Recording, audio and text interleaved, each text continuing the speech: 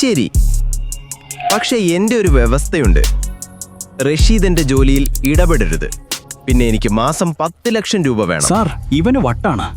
നമുക്ക് പോവാം. റഷീദിന് ദേഷ്യം പിടിച്ചു, പക്ഷേ വിജയേന്ദ്ര അവനെ തണുപ്പിച്ചു. ശരി, നാളെ രാവിലെ 9 മണിക്ക് എന്റെ ഓഫീസിൽ എന്റെ സെക്രട്ടറി രാധികയെ കാണൂ. എല്ലാ ഡോക്യുമെന്റ്സും തയ്യാറായിരിക്കും. കൊള്ളാം.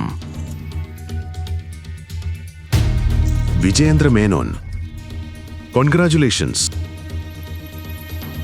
ഉടൻ തന്നെ ദേവൻ തന്റെ അന്വേഷണങ്ങൾ തുടങ്ങി. മേൽക്കൂരയിൽ കുറെ കുട്ടികൾ ഒരു പെൺകുട്ടിയെ ചുറ്റിയിരിക്കുന്നു. ഞാൻ താഴെ ചാടി മരിക്കും. ഓ, നീ എന്തിനാണ് മരിക്കുന്നത്? അടുത്ത ദിവസം രാവിലെ ആത്മവിശ്വാസത്തോടെ ദേവൻ മേനോൻ കോർപ്പറേഷൻ എന്ന പേരുള്ള ഒരു കെട്ടിടത്തിലേക്ക് പ്രവേശിച്ചു. വിജയേന്ദ്രയുടെ ക്യാബിനിലേക്ക് പോകുന്നതിനിടയിൽ ഒരു പെൺകുട്ടി അവനെ നിർത്തി.